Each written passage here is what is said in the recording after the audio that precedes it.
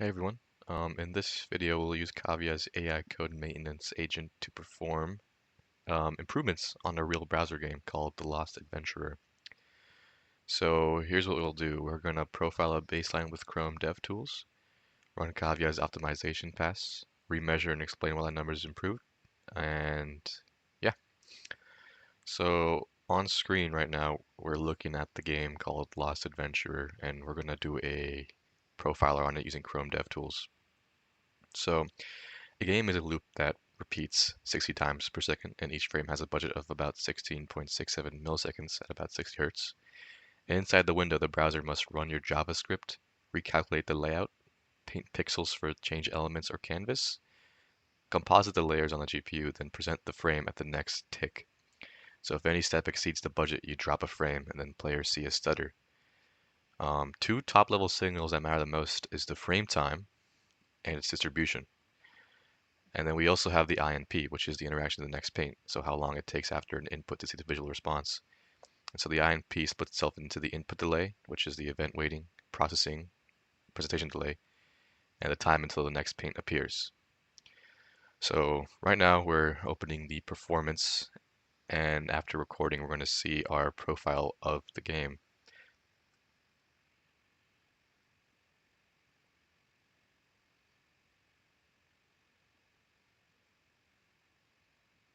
So here is our profiler, and as you can see, we have an INP of 71 milliseconds, and we're going to be using a total check window of around 37 seconds. And using the bottom-up display, we can see that the function checkType consumes about 17 seconds total, and then 17 seconds in the self across the window. And so the timeline highlights that the animation frame fired is the dominant slice here. So this means that the animation frame fired is DevTools bucket for all the work scheduled by request animation frame, which is your per frame update and render. So if it's huge, like in this case, that means your frame loop is heavy. And so the self versus total time includes the children, the self, and the function body. So we have check type showing 17 seconds on self and 17 seconds on total time, which means it tells us that the time spent inside its own code is significant. And over 37 seconds, that means 46% of all scripting time is present in check type, which means it's a prime hotspot for optimization. Additionally, we see that the IMP is 71 milliseconds here, and we want to reduce frame work and presentation time as our goal. So here I am importing the project into KAVIA, and we're going to give it a project name. So I'm just going to call this platformer optimization. And so inside the import project, you give it a project overview, and that could just be any description of the project. And we also have a repository source, which is GitHub, and then the operation type, which is query, modify, and extract. And so for this video, we're going to be importing our GitHub with the link. And here I am doing that, and I'm going to import the branch as master, yep, and then select repository. And then now we're going to do the operation type, which is going to be modified. So we're going to change the original code base to fit our needs. So here is the maintenance agent. This is a project manifest, and I guess for today's video, we're not going to really worry about that because we're just working on code optimization. And here is the code maintenance agent itself.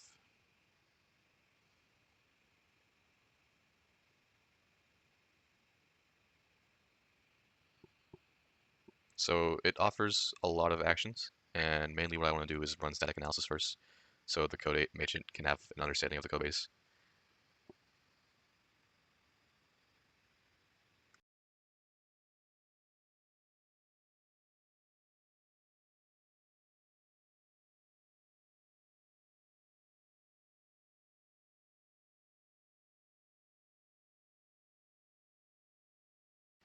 So after we completed the static analysis, I'm going to ask the code maintenance agent why the animation frame fire seems to dominate, and we want to point it at the game loop and rendering files.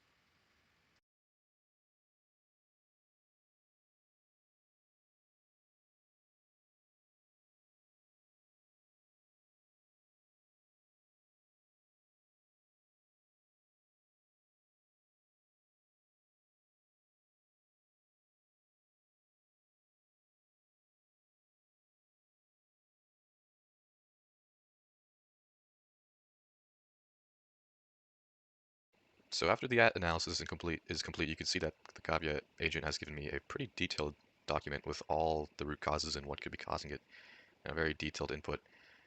So to basically summarize what the main points were is what Kavia found is that the recursive per frame updates on all the objects, even the static and off-screen ones, so that can cause a lot of delay in rendering.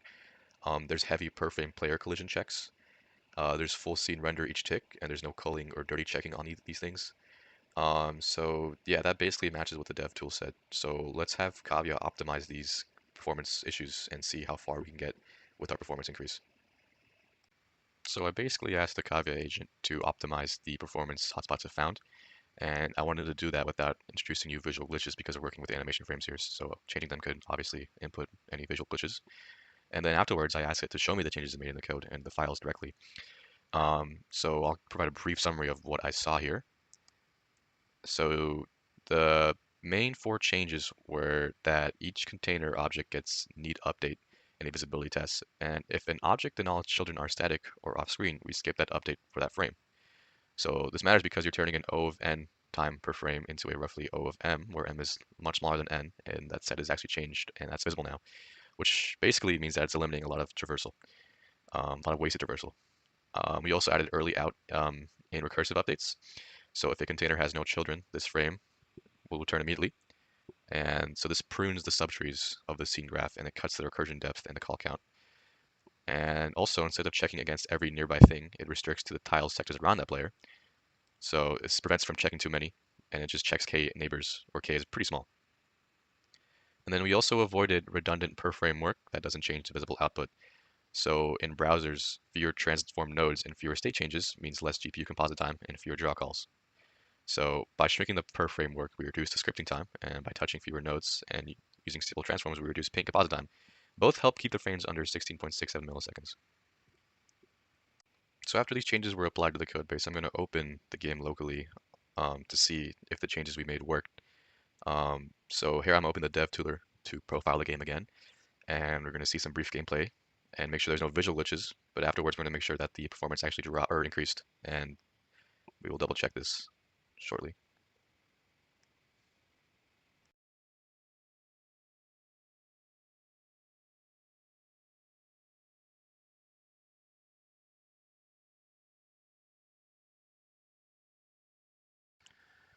So after the dev tooler has ran, we can see that our IMP has decreased from 71 to 65. And now what I'm doing is I'm making sure it's the same time window to make sure we get accurate measurements for both and we're not influencing these numbers in any way. So it's around 37 seconds. So I'm trying to make sure both of these are 37 seconds in the window time.